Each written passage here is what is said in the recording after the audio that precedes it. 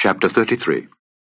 And Jacob lifted up his eyes and looked, and behold, Esau came, and with him 400 men. And he divided the children unto Leah, and unto Rachel, and unto the 2 handmaids. And he put the handmaids and their children foremost, and Leah and her children after, and Rachel and Joseph hindermost. And he passed over before them, and bowed himself to the ground 7 times, until he came near to his brother. And Esau ran to meet him, and embraced him, and fell on his neck, and kissed him, and they wept. And he lifted up his eyes, and saw the women and the children, and said, Who are those with thee? And he said, The children which God hath graciously given thy servant. Then the handmaidens came near, they and their children, and they bowed themselves. And Leah also with her children came near, and bowed themselves. And after came Joseph near, and Rachel, and they bowed themselves. And he said, What meanest thou by all this drove which I met? And he said, These are to find grace in the sight of my Lord. And Esau said, I have enough, my brother. Keep that thou hast unto thyself. And Jacob said, Nay, I pray thee, if now I have found grace in thy sight, then receive my present at my hand. For therefore I have seen thy face, as though I had seen the face of God, and thou wast pleased with me. Take, I pray thee, my blessing that is brought to thee, because God hath dealt graciously with me, and because I have enough. And he urged him, and he took it. And he said, Let us take our journey, and let us go, and I will go before thee. And he said unto him, My Lord knoweth that the children are tender, and the flocks and herds with young are with me, and if men should overdrive them one day, all the flock will die. Let my Lord, I pray thee, pass over before his servant, and I will lead on softly, according as the cattle that goeth before me, and the children be able to endure, until I come unto my Lord, unto Seir. And Esau said, Let me now leave with thee some of the folk that are with me. And he said, What needeth it? Let me find grace in the sight of my Lord. So Esau returned that day on his way unto Seir. And Jacob journeyed to Succoth, and built him an house, and made booths for his cattle. Therefore the name of the place is called Succoth. And Jacob came to Shalem, a city of Shechem, which is in the land of Canaan, when he came from Padan Aram, and pitched his tent before the city. And he bought a parcel of a field, where he had spread his tent, at the hand of the children of Hamor, Shechem's father, for 100 pieces of money. And he erected there an altar, and he called it El Elohi Israel. Chapter 34. And Dinah the daughter of Leah, which she bare unto Jacob, went out to see the daughters of the land. And when Shechem the son of Hamor the Hivite, prince of the country, saw her, he took her, and lay with her, and defiled her. And his soul clave unto Dinah the daughter of Jacob, and he loved the damsel, and spake kindly unto the damsel. And Shechem spake unto his father Hamor, saying, Get me this damsel to wife. And Jacob heard that he had defiled Dinah his daughter. Now his sons were with his cattle in the field, and Jacob held his peace until they were come. And Hamor the father of Shechem went out unto Jacob to commune with him. And the sons of Jacob came out of the field when they heard it, and the men were grieved, and they were very wroth, because he had wrought folly in Israel in lying with Jacob's daughter, which thing ought not to be done. And Hamor communed with them, saying, The soul of my son Shechem longeth for your daughter. I pray you, give her him to wife. And make ye marriages with us, and give your daughters unto us, and take our daughters unto you. And ye shall dwell with us, and the land shall be before you. Dwell, and trade ye therein, and get you possessions therein.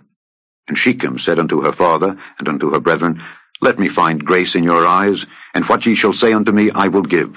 Ask me never so much dowry and gift, and I will give according as ye shall say unto me. But give me the damsel to wife. And the sons of Jacob answered Shechem and Hamor his father deceitfully, and said, Because he had defiled Dinah their sister. And they said unto them, We cannot do this thing to give our sister to one that is uncircumcised, for that were a reproach unto us. But in this will we consent unto you. If ye will be as we be, that every male of you be circumcised, then will we give our daughters unto you, and we will take your daughters to us, and we will dwell with you, and we will become one people. But if ye will not hearken unto us to be circumcised, then we will take our daughter, and we will be gone. And their words pleased Hamor, and Shechem Hamor's son. And the young man deferred not to do the thing, because he had delight in Jacob's daughter, and he was more honorable than all the house of his father. And Hamor and Shechem his son came unto the gate of their city, and communed with the men of their city, saying, These men are peaceable with us, therefore let them dwell in the land and trade therein. For the land, behold, it is large enough for them. Let us take their daughters to us for wives, and let us give them our daughters. Only herein will the men consent unto us for to dwell with us to be one people, if every male among us be circumcised, as they are circumcised. Shall not their cattle and their substance, and every beast of theirs be ours? Only let us consent unto them, and they will dwell with us. And unto Hamor and unto Shechem his son hearkened all that went out of the gate of his city, and every male was circumcised, all that went out of the gate of his city. And it came to pass, on the third day, when they were sore, the two of the sons of Jacob, Simeon and Levi, Dinah's brethren, took each man his sword, and came upon the city boldly, and slew all the males. And they slew Hamor and Shechem his son with the edge of the sword, and took Dinah out of Shechem's house, and went out. The sons of Jacob came upon the slain, and spoiled the city, because they had defiled their sister. They took their sheep, and their oxen, and their asses, and that which was in the city, and that which was in the field, and all their wealth, and all their little ones, and their wives took they captive, and spoiled even all that was in the house. And Jacob said to Simeon and Levi, Ye have troubled me to make me to stink among the inhabitants of the land, among the Canaanites and the Perizzites.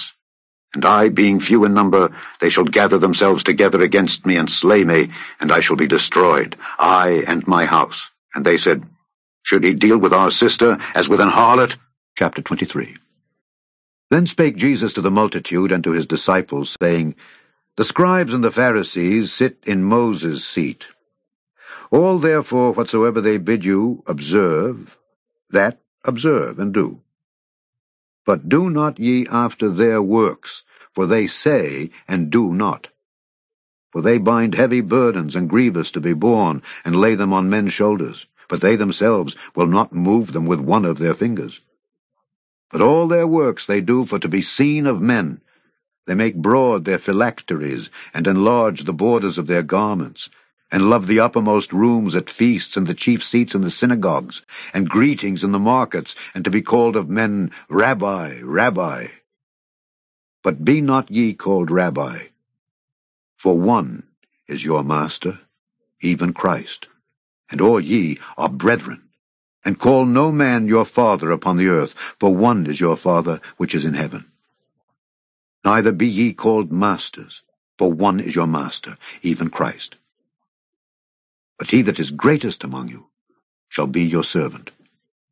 And whosoever shall exalt himself shall be abased, and he that shall humble himself shall be exalted.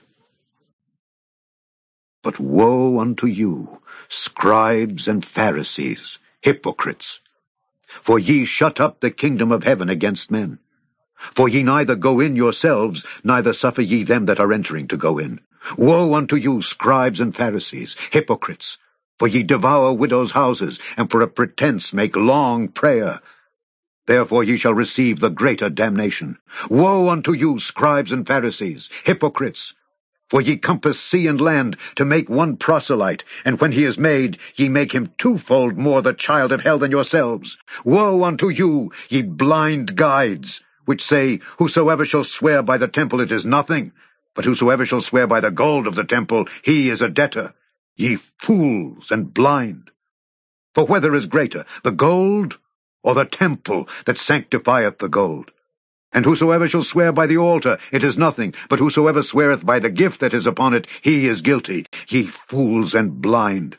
For whether is greater, the gift or the altar that sanctifieth the gift? Whoso therefore shall swear by the altar sweareth by it and by all things thereon. And whoso shall swear by the temple sweareth by it and by him that dwelleth therein.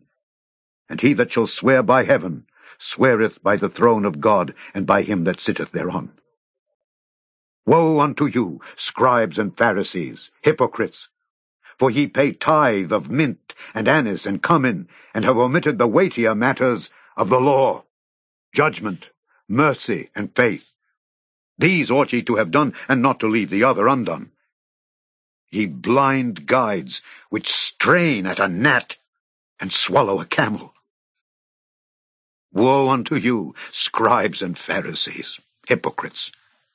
For ye make clean the outside of the cup and of the platter, but within they are full of extortion and excess. Thou blind Pharisee, cleanse first that which is within the cup and platter, that the outside of them may be clean also. Woe unto you, scribes and Pharisees, hypocrites! For ye are like unto whited sepulchres, which indeed appear beautiful outward, but are within full of dead men's bones, and of all uncleanness.